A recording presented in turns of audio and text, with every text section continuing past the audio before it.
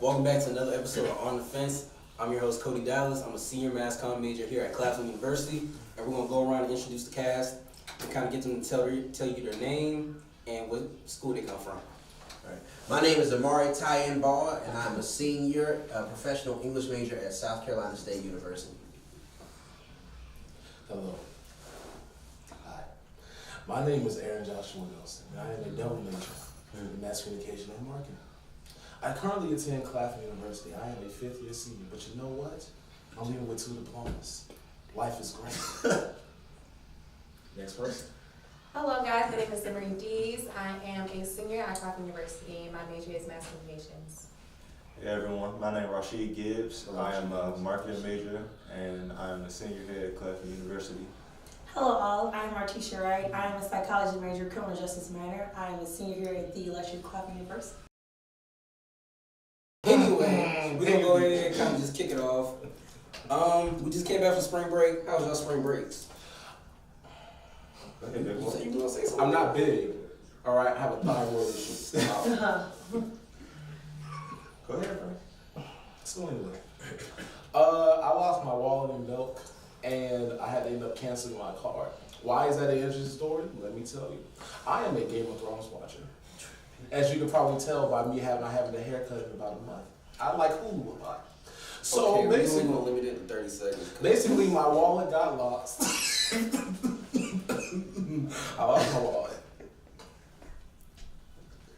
Is that the story? I apologize. Basically, I was in Charlotte, North Carolina, and I did music in the host studio for like a week, and I worked on projects. So it was good. That sounds dope. Yes, I ain't had nothing to do with the wallet. Okay. I went to Baltimore and went to go see the harbor and also went to Washington DC and saw like a couple of few cool things, which was the Black Museum. I saw the Black Museum. The African American. I didn't get to see the whole thing. So I'm glad African American Museum. Mm-hmm. EMV. I gotta go. Well, I went to Miami Beach and I had a lot of fun in the sun with my friends. Oh, you was out there. So yeah, we had a lot of fun. And I have a vlog on the way. Oh man. All right, go ahead. Link in the bio. What's up with everybody going to Miami, though? Because Yeah, it's just where everybody goes. you yeah, know. they want to have fun. But why? Because I had fun in Maryland. you want to know why? In Because Baltimore? Miami is basically a black people meet a spring break. Right. It's Even basically, when you don't go to school. You go Yeah. I know a lot of people who were not in school. Because, like, it was 25-year-olds like the R.Kelly stuff out there. Just We're going to get to that in a minute. Oh, We gonna get to that in a minute. oh, lots of they got children at the crib talking about. All right. I'm a sophomore. Yeah, Anyway. Alright, so we're going to kind of just go ahead and get started with our first topic. You know, we're going to start with the whole R. Kelly and Michael Jackson situation. What? It's just funny how this man got on the whole interview and did this whole Christian Bale Dark Knight acting scene, and we supposed to believe him. Good riddance, feeling on your booty. Go ahead. Alright, we're going to go ahead and kind of look at the clip real quick, and then I'm going to let y'all go ahead and give y'all opinions on the whole situation. So, we're going to go ahead. Would it be for me to, with my crazy past and what I've been through, right now I just think I need to be a monster and hold girls against their will, chain them up in my basement, and don't let them eat and don't let them out unless they need some shoes down the street from their uncle. Stop it. Y'all quit playing stuff. This is not me. Y'all, I'm fighting for my life. Y'all killing me with this. I gave y'all 30 years of my career. Robert. 30 years of my career. He said, y'all can go to Foot Action real quick. He said, get your inalienable rights, but... Got these new Pumas, go ahead. Alright. Go ahead. So, the interview's been pretty much out for like a little minute now. Everyone's pretty much seen it. We done seen from him, his reaction, as well as like the memes, everything like that. What's y'all thoughts on like that whole situation, basically? Go ahead first. Go ahead Keep first. going. You got a lot on your chest. You got a lot on your chest, bro. Go Let's ahead. talk about R. Kelly real quick, man. Please don't say You wild. You wow, you was hanging at high schools, but it's understandable. You know why? Because going to men, no, you gotta watch because how you say something. when I was in high school, no, because when I was in high school, I was like 16, 15 years old, watching girls that were my same age get picked up in like Nissan Altimas by 30-year-old men. They're probably And it's crazy. And that's what I'm saying. That ain't no uncle, that's daddy. That's what they call that. That's what they call that. Alright, get to it, AJ. The point is this, right? With R.Kelly is just like, it's sad that this man entertained us, and as long as he put out a new hit, as long as he put out Fiesta, we was okay with everything this man did. Like, there was a tape, bro. When I was younger, they had the tape in the barbershop talking about, you saw R.Kelly urinating on that girl. But as long as this man made a remix to Ignition, y'all were okay with that. Good riddance, honestly. You haven't had a hit since Love Letter. All right? Did you get my call? All right. Next person. Collect call from R.Kelly. Alright, my opinion, I think it's kind of sad, like, for us as, you know, society that it took us this long. Cause I'm not gonna lie, I've been hearing about this for a while, but I guess I was too young to like really register it was this real now. I thought it was just like rumors, how people just say stuff in the air. But they're women now, and they have been through this all their lives. How old are they now? Like 26? 26, like in their early 30s. They some of the two young ladies that live with him. Yeah, the one. They're like 21, Yeah. 22. They're like our age. Yeah, and like as a community, especially the black community, we gotta take things like this more seriously. Exactly. Instead of like throwing them like, oh, you know, whatever with it. I feel like we should have took this more seriously, and so it wouldn't be 10 years or however much years later that we're talking about this now. If it wasn't for social media, we would not have started talking about this. Because it's like, this whole story's been around for years. For years. For decades, man. Yeah. And so it's like the fact that it's like, it's back in like the light. And it's like, it seems like that the fact that he's not in jail is still kind of a problem too, because it's like, I feel like if this was like with white girls, they would probably been thrown in jail. Yeah. But if it was like with black women, it's like they're stalling on it. And I think he's one of his defenses is that it happened so long ago. Yeah. And like something like this, like I have sisters, I have women in my family, I have women that I'm close to. So like I would never want this to happen to any one of those women in my life or anything like that. My voice cracking. But yeah, this is like something traumatic for a woman to go through all her life, and this will be with them for the rest of their lives. And all I got is my prayers for them. But for, you know, this should be taken in the future as we should take things like this more seriously. We gotta start protecting our black women and just our culture in general. I just personally, I hate the way that now all of a sudden he wants to come out and speak on it.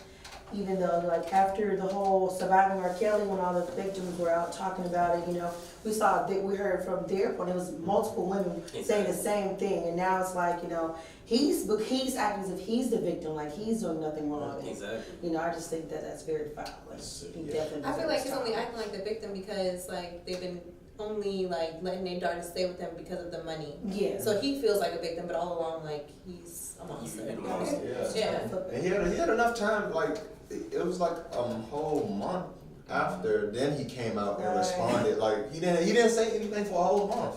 And now he tried to come out with an interview, and he thought he was going to be sympathetic from it. But one thing about it is, like, it is someone else telling someone else's story.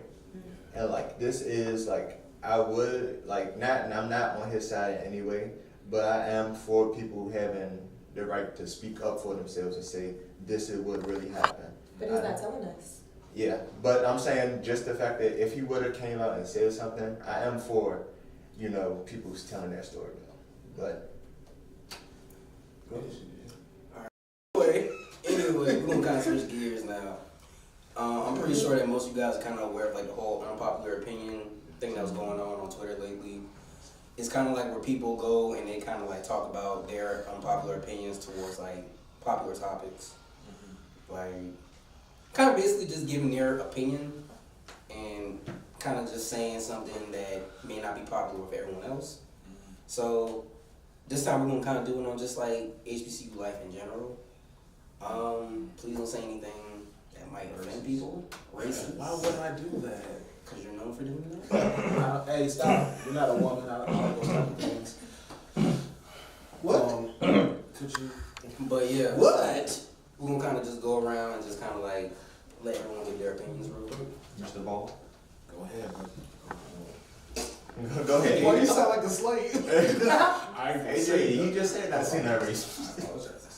Go ahead, go ahead, As a AJ. good boy, I don't got no. I ain't got no opinions, man. I just want to get my stuff. Get my I think when you tell me anything, I just pick my bails, boss. Go ahead, AJ. please. How about if I can please? Don't take me away. Boss man said he was gonna cut my rear off. All right, boss. go ahead, bro. Okay, my unpopular opinion about HBCUs, these are nothing but daycares for black people. Y'all get spoiled so much and it's so crazy. Y'all would not survive in the PWI. You let teachers, your team, because no, I don't care what they gonna do. Crucify me, I want to resurrect. Right? So, Oh my God! well, you got that from Twitter.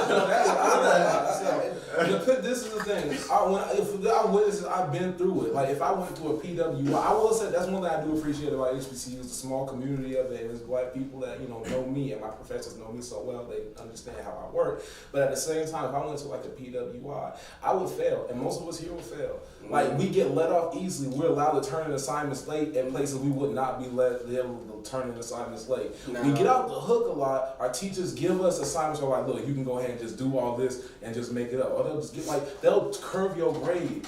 You can have, I ain't gonna snitch, but some professors at HBCUs, you have a whole 50 and they like, all right, just do this one little project and you can go ahead and get your seat. Now, HBCUs one thing- spoil y'all.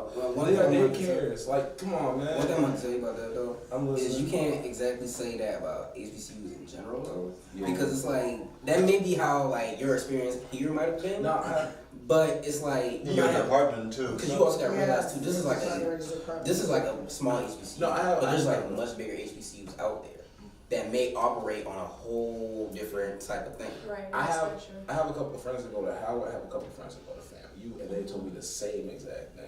That some they get babied by their professors also, and they're allowed to turn right. It's facts. Like I'm just saying, it's like whenever you have this is one thing with black communities, right? Whenever you have a community of people that come from the same demographic as you, that come from like the same or a similar lifestyle, they will understand you more, and they'll be like, okay, maybe I went through that too. I can relate. And with it being such a small group of people, you can understand why they do that. But PWIs are that, like, compare if I went here to like even maybe I would say University of South Carolina, I would say Duke, I don't know, like a PW, like a private, a public white institution, I would probably fail because they are like, okay, you need to do this work by this time.